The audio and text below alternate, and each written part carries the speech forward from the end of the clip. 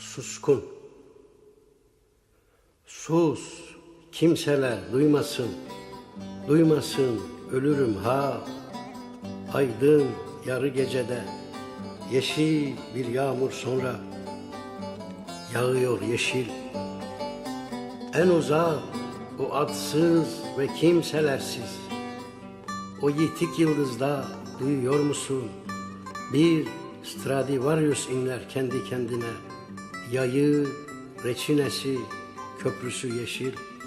Önce bendim diyor ve sonra benim. Ölümsüz, güzel ve çetin, ezgisidir dolaşan bütün evreni.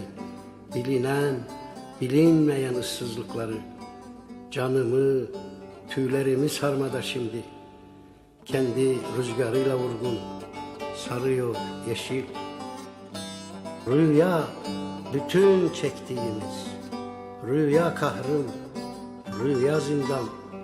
Nasıl da yılları buldu, bir mısra boyu maceram. Bilmezler nasıl aradık birbirimizi, bilmezler nasıl sevdik. İki yitik hasret, iki parça can, çatladı yüreği çakmak taşının.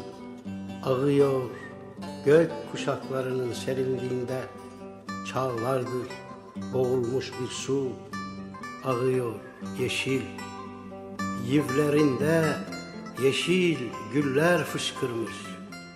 Susmuş bütün namlular, susmuş dağ, susmuş deniz. Dünya mışıl mışıl, uykular derin. Yılan su getirir yavru serçeye. Kısır kadın maviş bir kız doğurmuş. Memeleri bereketli ve serin. Sağıyor yeşil.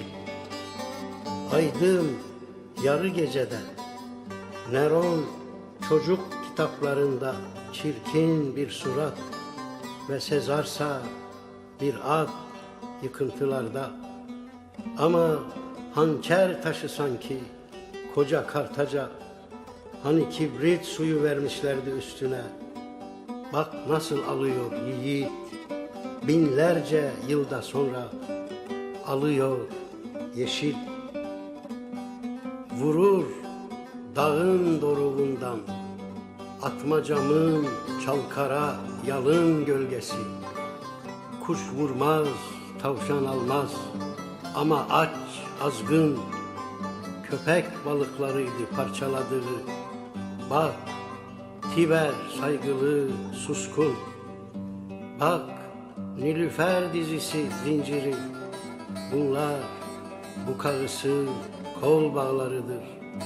Cihanın ilk umudu, ilk sevgilisi ve ilk gerillası Spartakus'u.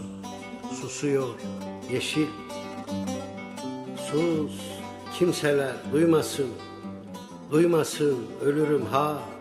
Aymışam yarı gece, seni bulmuşam sonra. Seni kaburgamın altın parçası, seni dişlerinde elma kokusu. Bir daha hangi ana doğurur bizi? Ruhum mısra çekiyorum, haberin olsun. Çarşıların en küçük meyhanesi bu. Saçları yüzümde kardeş çocuksu. Derimizin altında o ölüm namussuzu. Ve Ahmet'in işi ilk rast gidiyor. İlktir dost elinin hançersizliği, ağlıyor yeşil.